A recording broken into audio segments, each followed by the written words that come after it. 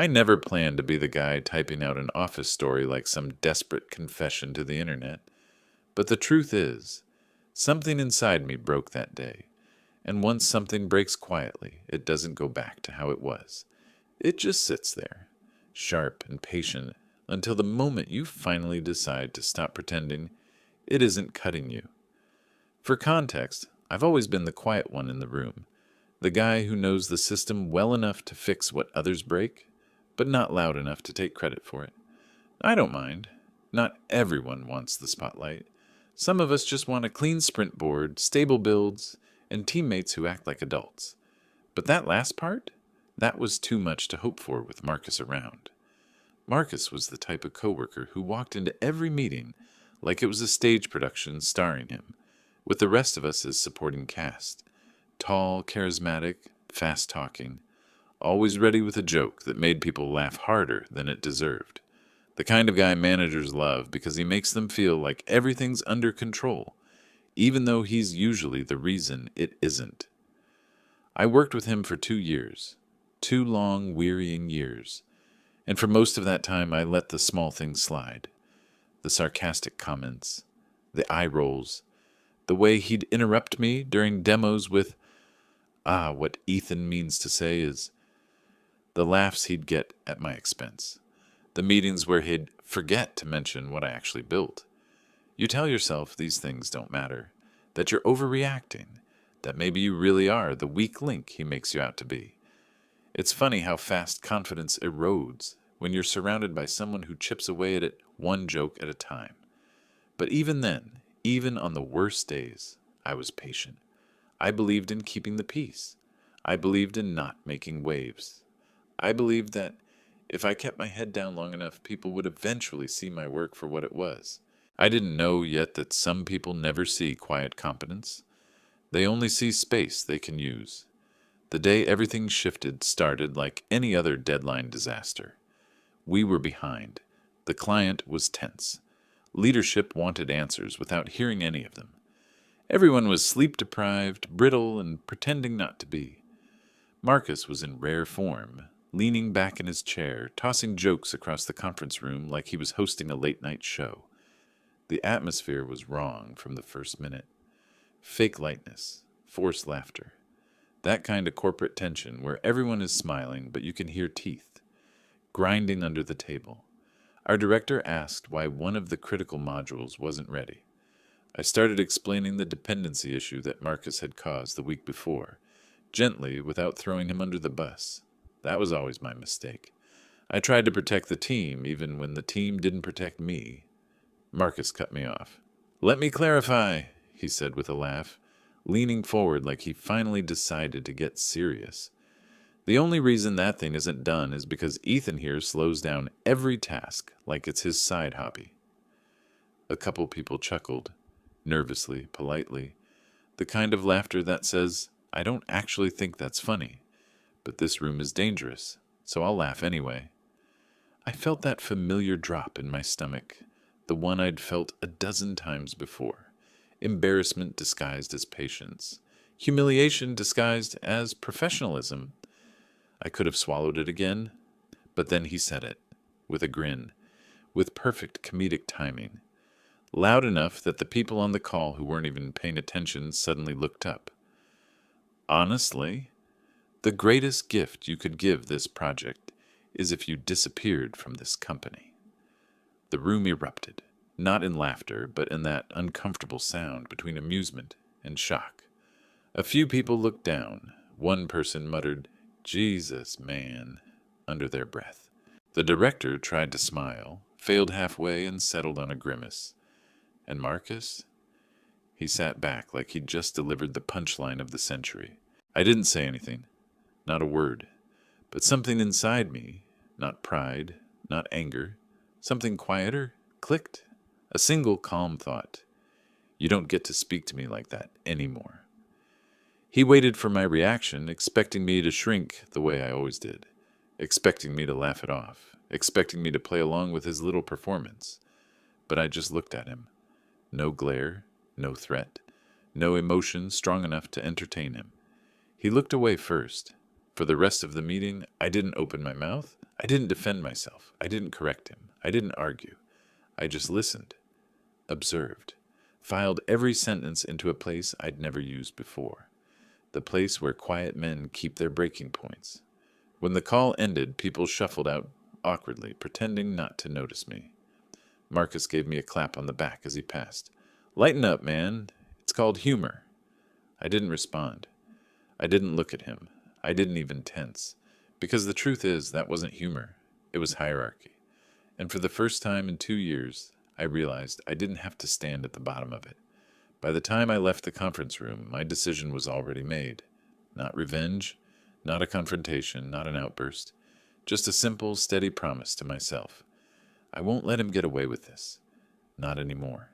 The strange thing about humiliation is how quiet it becomes. Once you finally stop pretending, it doesn't bother you. After that meeting, the office didn't feel the same. Conversations felt rehearsed. People avoided eye contact just a second too long. Marcus acted like nothing happened, which somehow made it worse.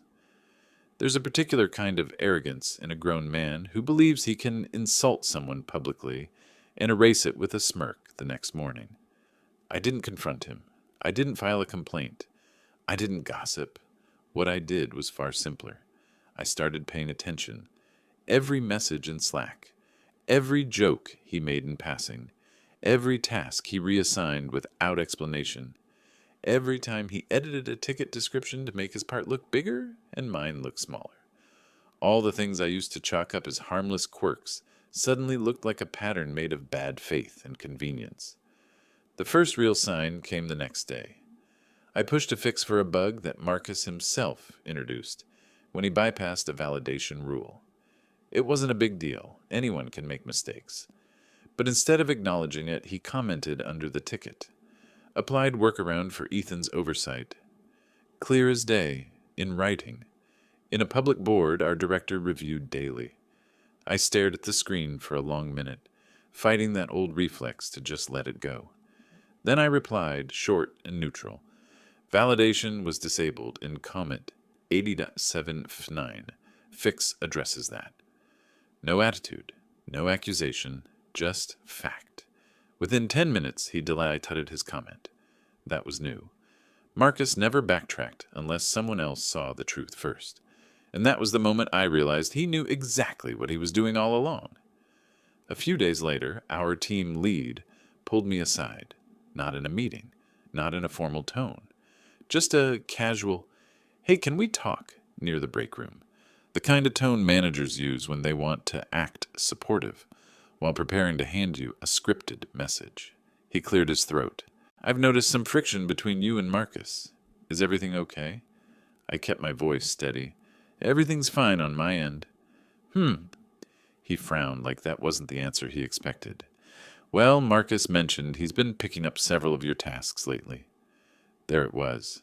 A sentence dropped casually, like it wasn't loaded enough to tilt the floor. "That's not accurate," I said calmly. "I've been handling my assigned tasks. You can check the logs." He hesitated. Sure. No one's saying you're not contributing. It's just, Marcus feels like he's carrying more weight." I didn't argue. I just nodded once, thanked him for the feedback, and walked back to my desk. But inside, something twisted.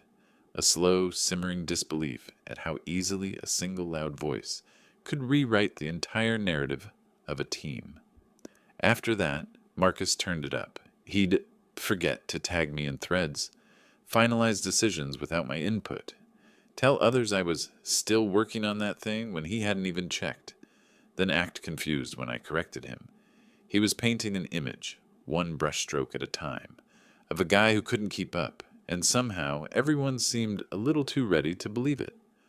One afternoon, during a sprint check-in, the client paused on a module I'd built and said, "This part is clean and consistent.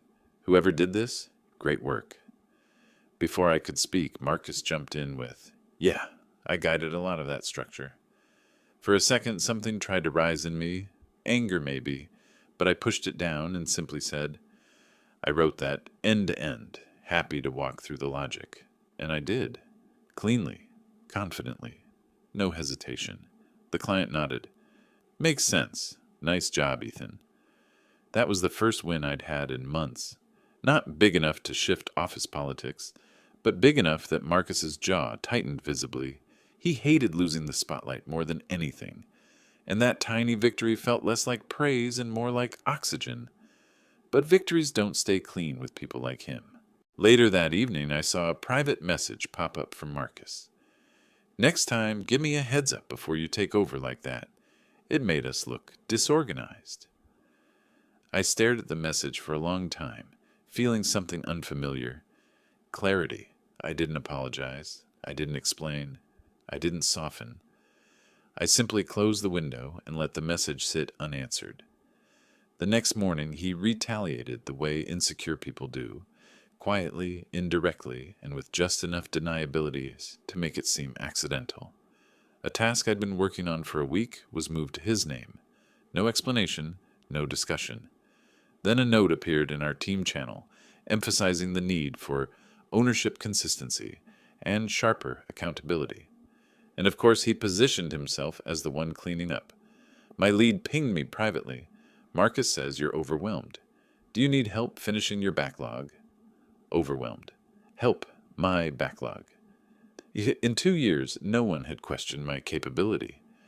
But after that one meeting, the one where he publicly dragged my name through a joke, they suddenly saw fragility where there was just quiet competence.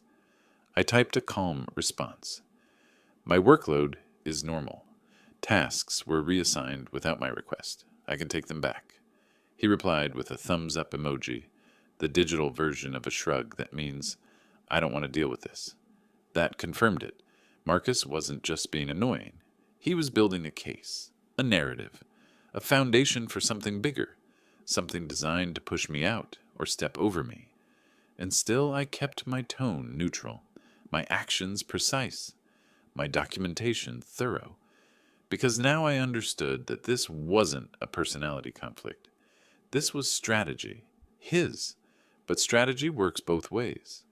That night, I exported a month's worth of task comments, commits, timestamps, message threads, and email chains. Not to weaponize, not yet. Just to have truth in a world where Marcus kept rewriting it. I thought it would calm me, knowing I had evidence. Instead, it left me with a different realization, one I wasn't ready for but couldn't ignore anymore. He wasn't just trying to make me look bad. He was preparing to cut me out entirely, professionally, socially, structurally. And somehow that thought was quieter and heavier than his insult ever was. Because now I knew. This wasn't about a joke in a meeting. It wasn't about a bruised ego or clashing styles.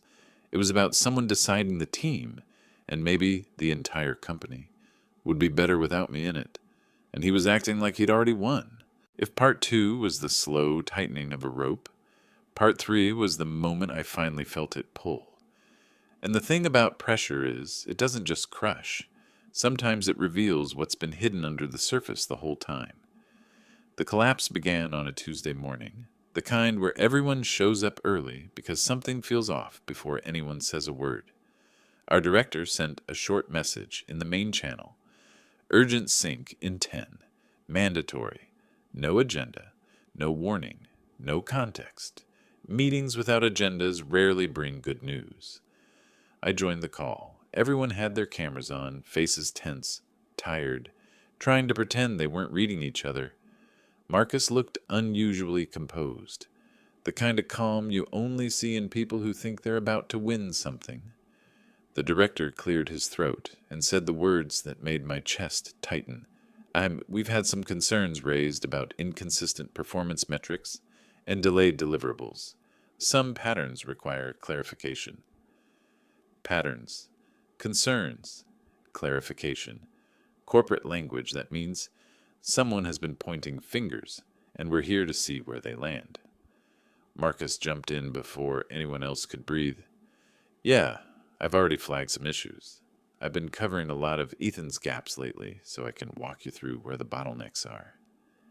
He said it so smoothly, so confidently, that for a second I understood why leadership always believed him. He didn't just talk, he performed. He shared his screen. He showed a chart, but not the real one, the one he manually reconstructed. He pointed at cherry-picked comments, selective timestamps, a rewritten timeline that made it look like I was constantly behind, forcing him to step in. Not lies, just distortions bent so cleverly they almost looked like truth. Here, he said, highlighting a task I'd completed days before. I had to take over because deadlines were at risk.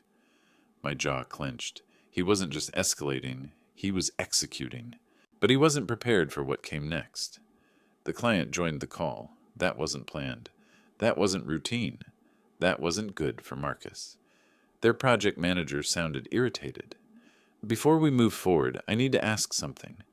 We found a major issue in the reporting module. Some metrics appear inconsistent with the back-end data. This didn't happen overnight. Marcus stiffened. I saw it. His shoulders froze for half a second. He thought this meeting was about me. He didn't expect the spotlight to turn. The director frowned. Inconsistent how? The client explained. Missing validation steps, altered thresholds, error logs suppressed with silent catches, patterns that suggested someone had been smoothing the numbers for months. Months. Everyone knew who handled reporting. Marcus was the star behind it. The visionary, the guy who always bragged about making our dashboards look sharp. He opened his mouth fast, too fast. It's probably legacy code. Ethan's been making changes in that area recently. That was a lie so clean it made my skin prickle. I unmuted, calmly. I haven't touched reporting once this quarter. All modifications were done under Marcus's comments. I can share the log, Marcus snapped. Don't start pointing fingers just because you're under review. But I wasn't reacting out of fear anymore. I was responding out of preparation. I shared my screen. Opened Git. Filtered commits by author. Filtered by path. Dozens of entries. All Marcus. Then I scrolled to the warnings I'd left over the past months. Quiet comments in Jira. Small notes in Slack. Timestamp messages. We should review the threshold logic. Silent catches may hide data issues. Recommend revisiting. This implementation might cause discrepancies with raw metrics. Each ignored, each brushed off. The client leaned closer to their camera. So you did flag this? Yes, I said simply. Multiple times. And the changes weren't approved through code review. Silence. Not awkward. Not confused. The kind of silence where everyone suddenly realizes they're not in the meeting they thought they were in. Marcus's voice cracked just slightly. You're twisting this to cover yourself. He's been unreliable for weeks. I've been stepping in nonstop. I opened the export I had prepared the night everything clicked. Neat folders, clean logs, a timeline that made the truth undeniable. I didn't accuse him. I didn't raise my voice. I didn't need theatrics. I just presented facts. Commits, sign-offs, ignored warnings, Slack threads where he dismissed issues with, I'll handle it, relax. Timestamps proving he bypassed review processes. Code diffs showing intentionally suppressed errors. By the time I finished, his face looked different. Smaller, tight, like someone standing on a ledge they didn't realize was crumbling. The director sighed, long, tired, and unmistakably disappointed. Marcus, did you authorize these changes? Marcus opened his mouth. No words came out. That was the moment he realized he miscalculated. He'd spent months building a narrative where I was the weak link. But the moment the client's money was at risk, the room stopped caring about charm. They cared about evidence. And I had all of it. The director's voice hardened. Until we understand the extent of these modifications, you're suspended from project duties, effective immediately. Marcus finally panicked. You're kidding. This is political. Someone's setting me up. But no one looked convinced, not even himself. The call ended abruptly after that. People left quietly, screens flicking off one by one. The air felt charged, like the aftermath of a storm that ripped through more than anyone expected. I sat there for a moment, hands steady, mind clearer than it had been in months. It wasn't victory. It wasn't revenge. It wasn't relief. It was something colder, simpler. The truth finally had weight. And while everyone else scrambled to understand the fallout, I realized one thing with unsettling certainty. I had no intention of staying in a place where someone like Marcus ever held power in the first place. The week after Marcus's suspension felt surreal, like watching the building you used to live in from across the street. I still came to work, but the atmosphere had shifted. Conversations, once careless and noisy, became quiet around me. Not out of fear, but out of recognition. People finally saw what had been happening, and they didn't know what to do with that knowledge. Our director called me into a private meeting 2 days after the blow-up. Not HR, not disciplinary, just him. He looked exhausted, the kind of tired that comes from realizing you've been trusting the wrong person for a long time. "I owe you an apology," he started. I didn't respond. Apologies aren't currency in corporate spaces, they're confessions. "We reviewed the logs. Everything you showed us checks out." He folded his hands. "The client is concerned. They think we've misrepresented parts of the product. We're working to contain the damage." I nodded. "Let me know what you need." He gave a small, defeated smile. "What we need is time, and people who actually do the work they say they do." Then more quietly, "Ethan, thank you for being one of those people." It wasn't flattery. It wasn't a reward. It was an acknowledgement I'd been waiting months to hear. Not because I needed validation, but because it was the first time someone actually looked at my work instead of the noise around it. Later that afternoon, the client reached out to me directly. Not through Marcus, not filtered through leadership. Just a simple message. "Can we talk?" The call lasted 40 minutes. They didn't dance around the point. "We trust you," the client said plainly, "more than anyone else in the chain." A pause. "We want to bring you on board, full-time, lead the rebuild, higher salary, full autonomy, no politics." No politics. Those 2 words landed harder than the numbers they offered. I didn't say yes. Not instantly. That's not how real decisions work. But when I ended the call, I already knew my answer. It wasn't about leaving out of bitterness. It wasn't about winning. It wasn't even about Marcus anymore. It was about the realization that I'd outgrown the version of myself who tolerated being undermined in silence. The next day, HR announced an internal transition. Corporate code for someone being pushed out without a public firing. Marcus was taking time away from the company. His accounts were disabled, his calendar wiped, his name removed from the project board. Just absence where noise used to be. People whispered, "Of course." Some with sympathy, some with relief, some with the kind of curiosity people only feel when the villain of the story is suddenly gone. I didn't add anything to the rumor mill. I didn't celebrate. I didn't even feel anger anymore. You can't hate someone who can't touch you anymore. That Friday, I asked for a one-on-one with the director. He looked worried when I walked in, like he expected another problem to land on his desk. Instead, I handed him my resignation letter. He let out a slow breath. "You're leaving?" "Yes." "For the client?" "Yes." He didn't argue, didn't guilt trip, didn't try to negotiate. He just nodded, long and thoughtful. "I can't blame you," he said, "but I'm sorry we didn't see what was happening sooner." I shrugged. "You saw it when it mattered." On my last day, I cleaned my desk the way I lived my job, quietly, carefully, without leaving a mess behind. A few coworkers came by to say goodbye, some awkward, some sincere, some guilty without knowing exactly why. No one mentioned Marcus. That part of the story was already over. The truth is, the company didn't fall apart without him. They reorganized, reassigned tasks, brought in people who actually documented their work. The chaos he left behind was fixable, annoying, time-consuming, but fixable. What wasn't fixable was the trust he'd burned, but that wasn't my problem anymore. My new job started the following week. The first morning, the client, now my team, welcomed me with a level of straightforward respect I hadn't realized I'd been craving. "Tell us what you need," they said. So I did. We made a plan. We got to work. No games, No stage jokes, no showmanship masking shortcuts. A month in, I heard through someone who heard through someone else that Marcus was struggling to find stable work.